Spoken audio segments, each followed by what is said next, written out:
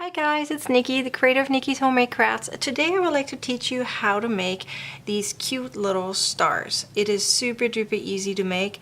It is perfect for you know, an accessory, or especially for like Christmas or something. In this case, I'm actually using it for a 4th of July bag that I'm creating. I'm not calling it that way. I'm calling it the Stripes and Star bag, or Star and Stripes bag actually.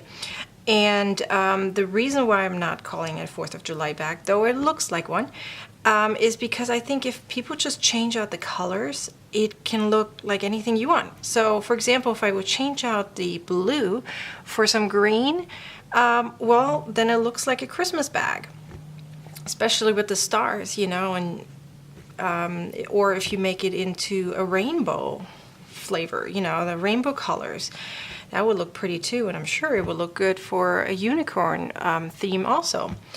Anyways, that's enough for my bag. But in case you're interested for the bag, please click on the link in the description below, and you can get this free pattern. It is super easy, and in fact you can adjust it very easily to make it any size you want. So I made it that way that you can make it bigger, smaller, pretty much anything you want, and then changing the colors out, yeah, I mean, perfect. Anyways, let's come back to my little stars. They're super easy to make. So I made a couple already over here. I'm gonna place them right here. I'm gonna sew them on all the way around. So let me get started. Let me see, because it's white, I'm gonna actually do it on top of my bag so you can actually see what I'm doing. So this is how they look like. Let me zoom in. Okay, so just to make sure you guys see what I'm doing. So it is actually very easy. So you start out with a magic ring. I'm going to show you how I do the magic ring. A lot of people do it differently. I do it in a way that I found is very easy. In fact, I had many of my followers say that it's one of the easiest way to do it. So I hope this helps for you too, in case you have trouble with the magic ring. And then just to kind of clarify before I get started, you have single crochets inside, and I do 2 single crochets per, you know, pointy area for the star. And then where they connect here, that's where there's a little chain.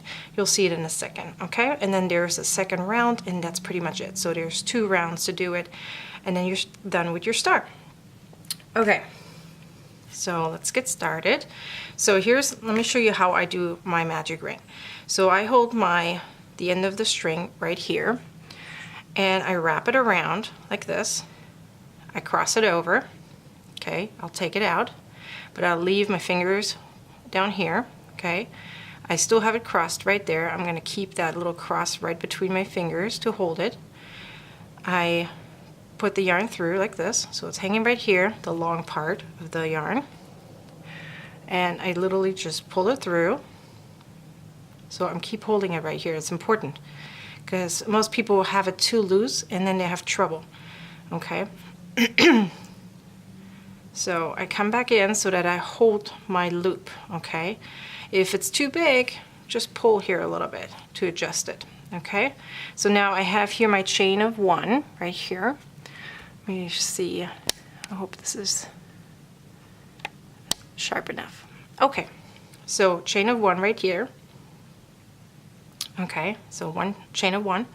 Now I do 2 single crochets, a chain of 1, and we do this whole process we just did, not with the first chain, but the 2 single crochets and a chain.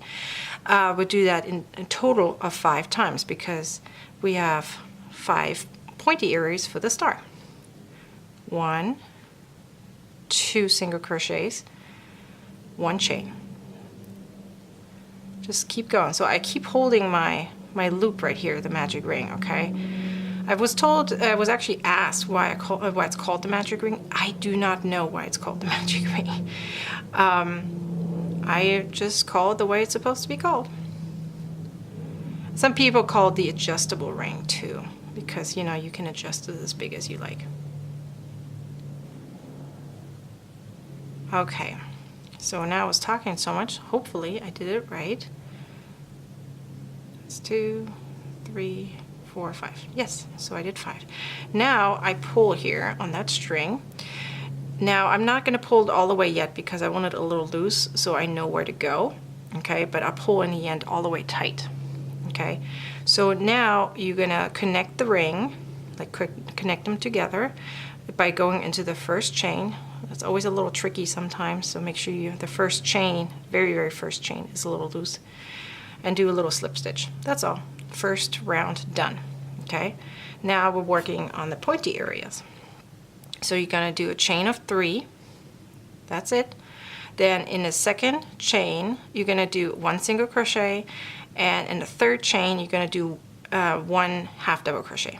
So 1 single crochet right here. I go into the back bump right here, but you can go in the front, whichever you prefer. I prefer the back one because it looks neater. So 1 single crochet, 1 half double crochet. Okay, now you're going to look where your 2 single crochets were. There's one and there's another, so that means here was my chain, and that's where I'm going to do my slip stitch.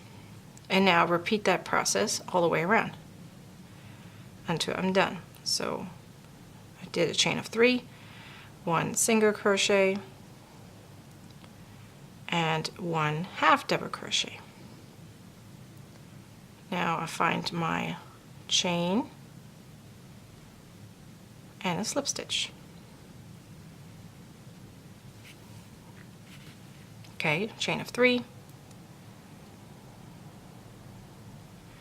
1 single crochet, 1 half double crochet, and find my chain right here. That's why you want to keep it loose so you can find it. If you pull too tight, then you might have trouble finding your little chain that you did in between. Okay, so we did 4. 1, 2. Here's my chain, and last one. 1 single crochet right here, 1 half double crochet right here, and then you connect it to the first part right here as a slip stitch, and then you pull your ring tight. Of course, I always make a knot in the back and then weave it in. Let me cut this here. There we go. And then you're done. So now if you prefer making bigger stars, there's other ways to do it. So bigger stars you can make, instead of having 2 single crochets here in the middle plus a chain, you do 3 single crochets plus the chain. And then instead of doing 3 over here, as we did, you can do a 4th one where the 4th chain from the loop will be then a double crochet. You know, you're going from small to large stitch, and that way the star will get bigger. I have here an example for that, so you can see this is bigger. So I did 3 in the middle right here per pointy thing. I don't actually know what it's called. Pointy thing of the star, that's what I'm going to call it. Please don't laugh at me, I'm foreign. Anyways, so I would have 3 right here, then a chain, 3 single crochet in a chain. You can also even do half double crochet if you prefer, it's even bigger. And then on the second round I do a chain of 4, and then in the second chain I do 1 single crochet, the third I do a half double crochet, and then the 4th I do a double crochet, and then do my slip stitch and do that all the way around. So this is the bigger star and this is the smaller star.